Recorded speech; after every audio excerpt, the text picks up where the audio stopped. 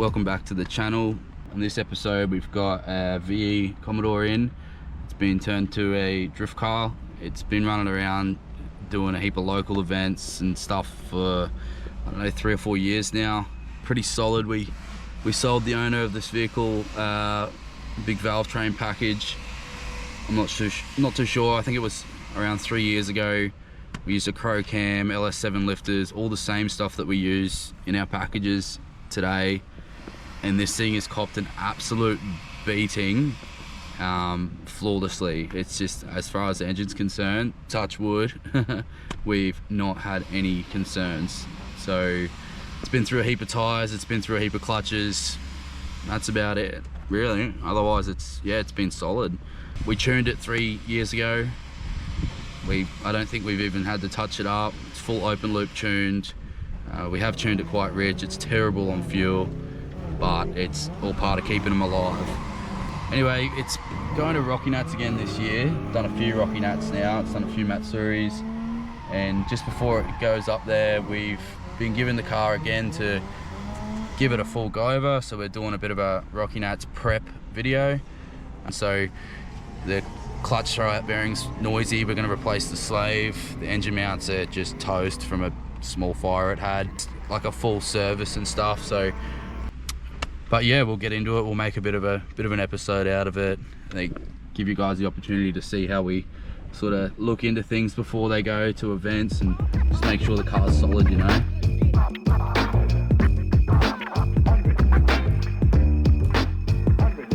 Got the new tough mounts in.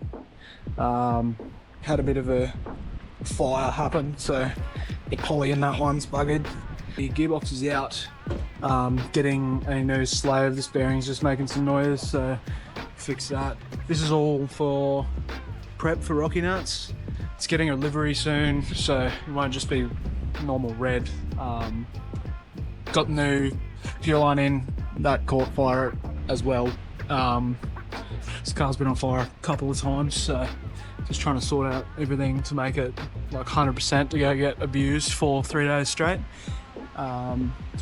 And yeah, the only other thing that we'll be doing after I get the box and stuff done, this power steering cooler here, that was already put in, but we want to put that actually in front of the car so it gets airflow and actually cools stuff, because right there it wouldn't be that good, and I reckon it would rub through by the end of the weekend, so sort that out.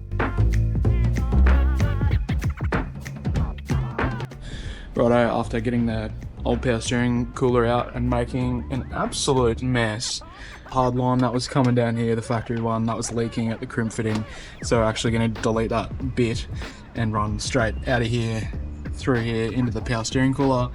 And then there's a joiner on this that goes to a hard line back to a soft over there that will join across and mount in here. Ran a new line from power steering, got rid of that whole hard line that was leaking, straight through into power steering cooler. Clean the OTR, put it all back together, just get the hose clamp put on that, just put some penrite race inhibitor in it, so it's got some sort of corrosion resistance. Also found that was one of the back cylinders just completely destroyed. Got another one that we had sitting around, chucked that in after I chucked a new set of plugs in it. Yeah, keep going.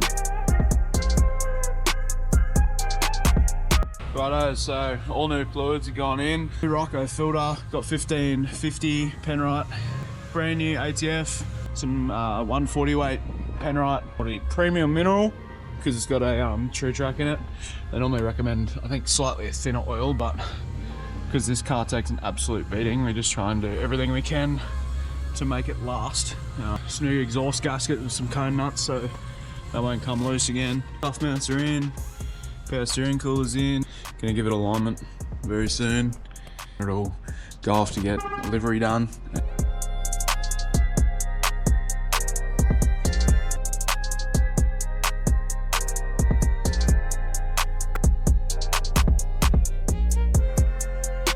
It's a massive shout out to Repco Gladstone for sponsoring this video, and this drift car in preparation for Rocky Nats. They supplied us with all these parts just to help sort of get this build underway and make sure the car is going to be solid. Sticking with brands that we know, Ryko, Fendex.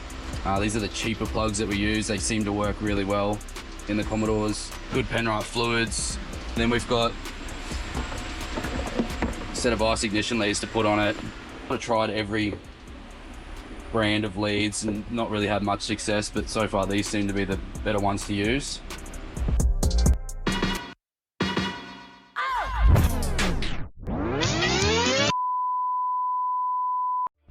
Right, after thinking that this Rocky Nuts build was done, we've decided we're going to put a Killa Boost kit on it. Everything looks Mickey Mouse. Got this engine bracket, been cut out for the manifolds, and everything's just real nice.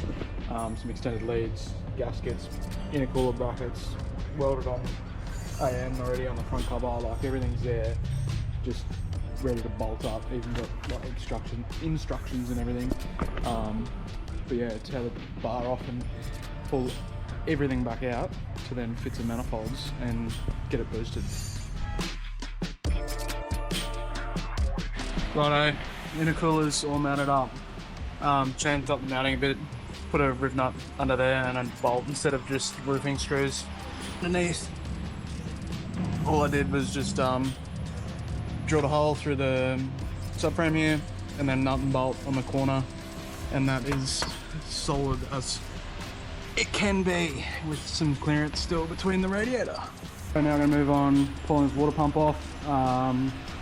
Probably get some new hoses too, because these are like burnt and they're like starting to swell and shit. So new hoses, pull the water pump off, balancer off, power steering pump bracket and power steering pump all the way off, because I need to drill and tap that for the Killa Boost kit. It moves this over here, so then there's a big turbo sitting here. Radiator's out, everything's out. New timing cover on. Tip with these, if you ever end up doing this kit or you just want to know, the best bet to make it seal properly, you actually put the only bits of silicone on an entire LS are the two corners in there, which I just stuck my finger in, there and there, and on the back cover. That's it. There's nothing else on the entire engine that should be silicone. The way that it will tighten down is you tighten a couple of these bolts, just snug them up so they're firm on the gasket, and then you actually tighten the bottom bolts and you pull this whole cover down into the sump gasket, and that'll keep it sealed along the sump and it'll seal along the timing case. I've got the headers all loose, mount the power steering cooler, put the new manifolds on it, start messing around with the power steering pump bracket. These coils, actually unbolt them, and then you only use the bottom pickup and you relocate it kind of up here.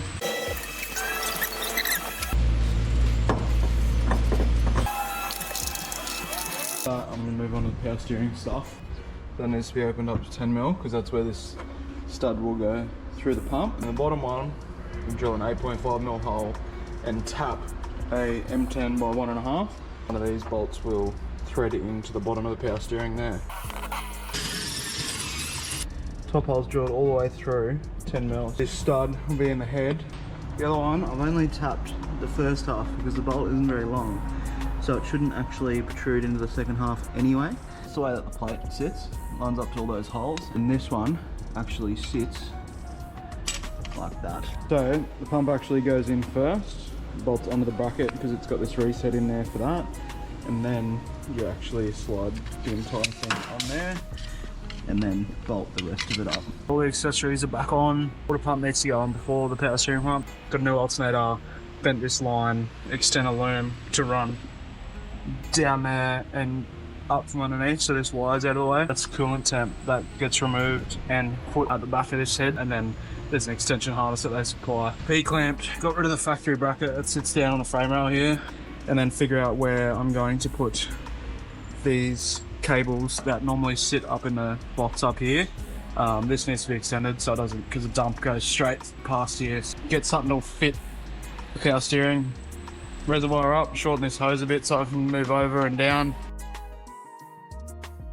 Alternator's in, power steering pump's in, alternator heat shield is in. Wiring has been rerouted under there to make it so it's away from the heat. Power steering bracket mounted to the bottom hole of the throttle body. It's kind of on the piss, but We don't have time to start something completely up. Then you get standard radiator mounts because this had an OTR on it. And we've got to remove a broken exhaust stud. Right, you can barely see it. Right at the back there is a broken exhaust stud, so we need to take that out. Put this manifold on. I'm going to move these two coils. Power steering coils now mounted back up, straight, secured, slightly above there. Heaps of clearance. It's kind of really hard to put a camera in there. Heaps of clearance, turn the condenser in the intercooler. Just trying to do little updates while I'm just trying to pump it out, but cool. So we got the manifold stud welded and removed. Took about 5 goes to try and get that out. That was a pain in the bum. Manifold fully installed, all the plugs in, all the leads done. Cold side, top pipe in. I'm about to put the bottom in there.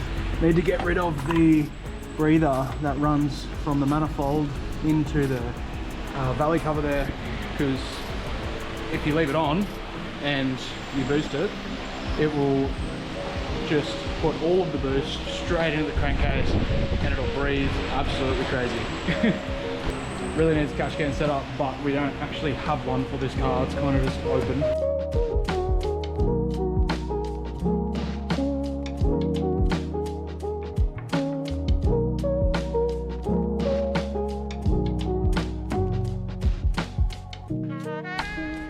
Just down here, removing the brake pads on Paranormal Performance's Hydro twin caliper setup. So just pulling the caliper off there, and we'll pull the old brake pads out.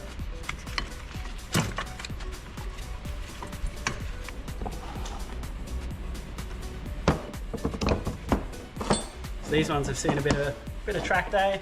Been running them for 2 years now, and they have worked pretty well, but I'm going to try something a little bit different, get it ready for Rocky Nats.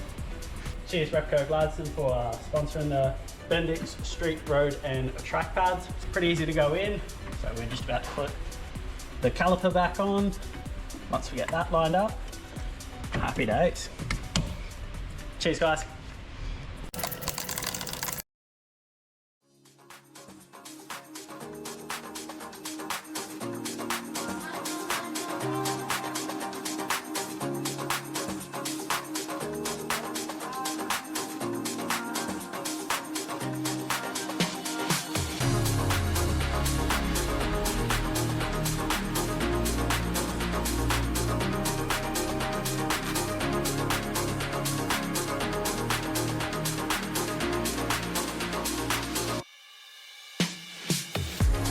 Righto, so we've got the manifold back off. I've put all the plugs in.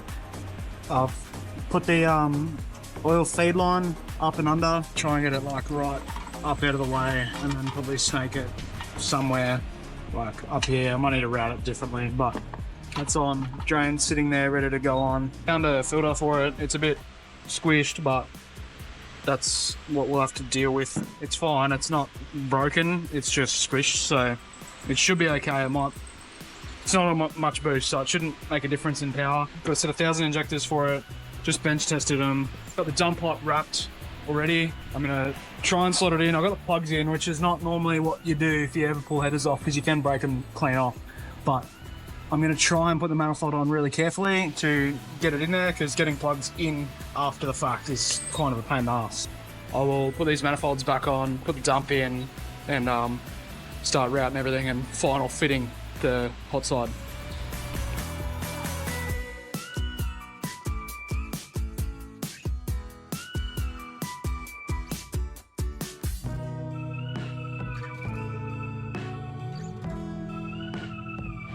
Righto, turbo's on, final fit, dump wrapped. This was actually bent, so I've bent that back. I'm just going to cut this hose shorter because there's a bit kink there.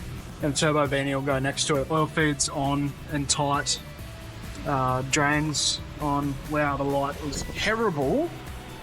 Let me get some. So yeah, drains on.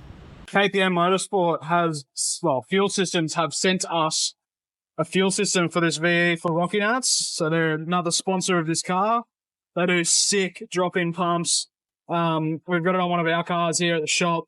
Literally plug in. This is just Series 2 stuff from Series 1, so that's just adapters stuff. But if you have a Series 2, you chuck everything on, and it's literally like a factory hanger. So there's actually twin fuel pumps in there. And this is, I think, the 1,000 horsepower capable kit. But yeah, literally plug and play. So awesome for us. We can just drop the tank, change it over, and that's it.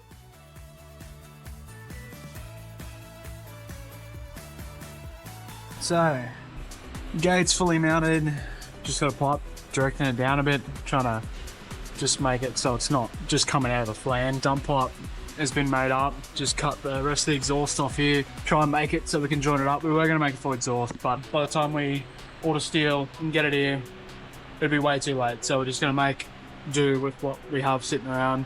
Maybe we'll change it up later and do a side pipe or something cool later on. But yeah, it's looking pretty well. Getting to almost a point where we can start it. We just finish this exhaust up and it should run. Righto, Dylan's just welding the rest of the exhaust up. For the dump, got the bracket on the crossover that's been welded on. That'll stop that bellow blowing out if it ever gets turned right up. I'm working on pulling the tank out, so we'll put this fuel system in.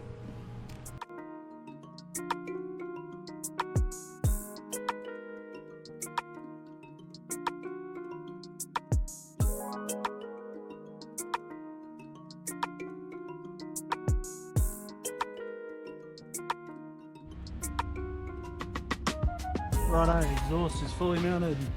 V-band into another V-band and then back into the exhaust that was already in the car. Fuel tank is back in, everything's plumb.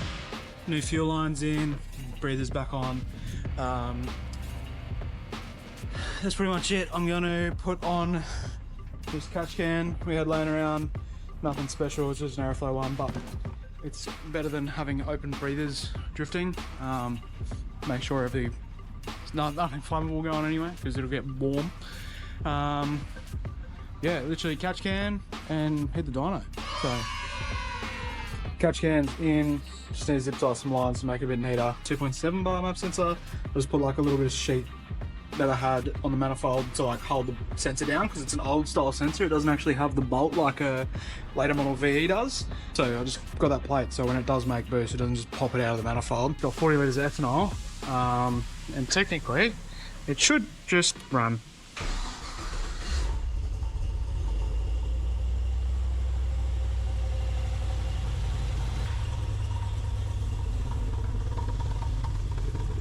It's got a bit of a misfire happening. Try and sort that out, but it's running. I'll just let it do a bit of a heat cycle, bleed the coolant. Let this run, make it bleed up, make sure no leaks, anything happens, and it'll be on the rollers. Need to figure out what's misfiring though. See if I made a lead wrong or something.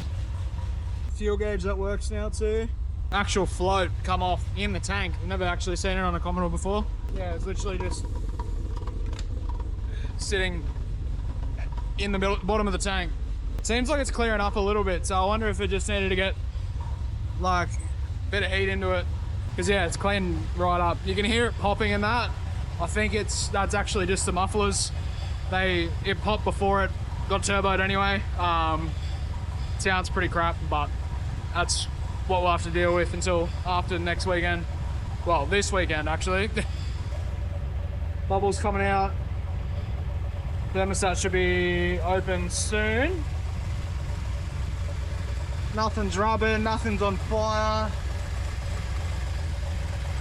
No oil leaks that I can see.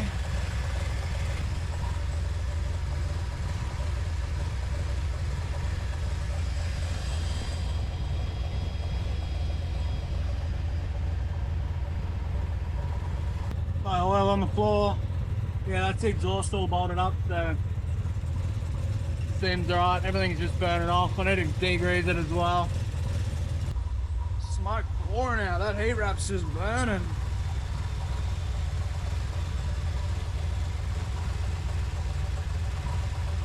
Thermostat's open now, so it's gonna be noisy.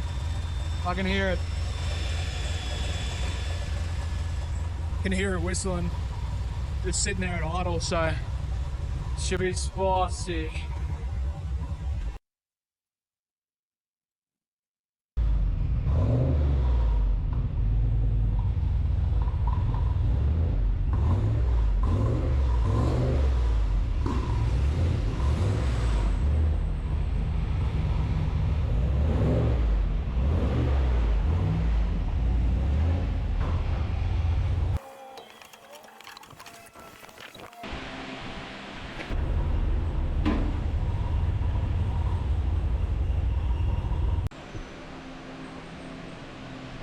Just turning down the knock sensors because they just make you go slow. Nah, they're way too sensitive in these already. It wasn't knocking anyway, was it? Nah, but we got some settings that we're really comfortable using, so we'll stick to that. Cool. So I took a bit out off the whole table because it was rich at idle and cruise, and then I just took a little bit extra out of the boost area because it was very rich there.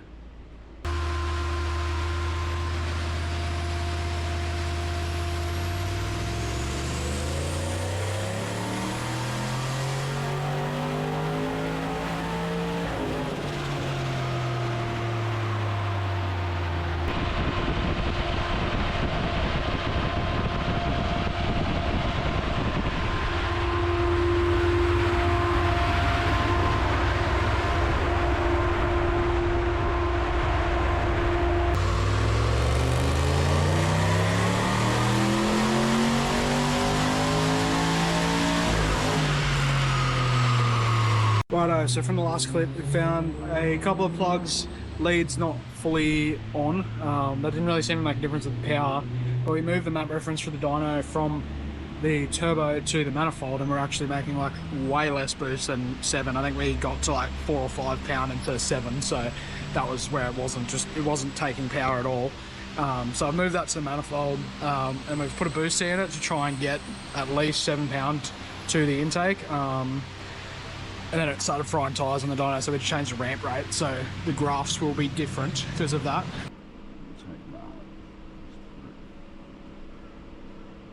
Everywhere. 2 more degrees, mate. Right. Put that in our low octane table because we don't do low octane around here. No low octane in here, bruss. Around here.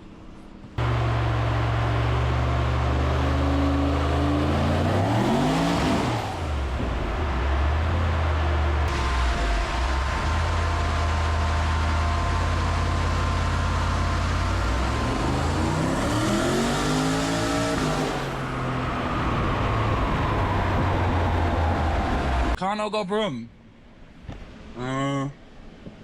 Yeah. On our last flash, we're done. We made a 600 horsepower. ECU just fucking checked out on us. It should be sweet. We saved it. Maybe. Oh, this has happened to me before with these ECUs. They just... Like the early models, or? Yeah, actually. Just the early VEs. They just do weird shit and then they come good. Yay!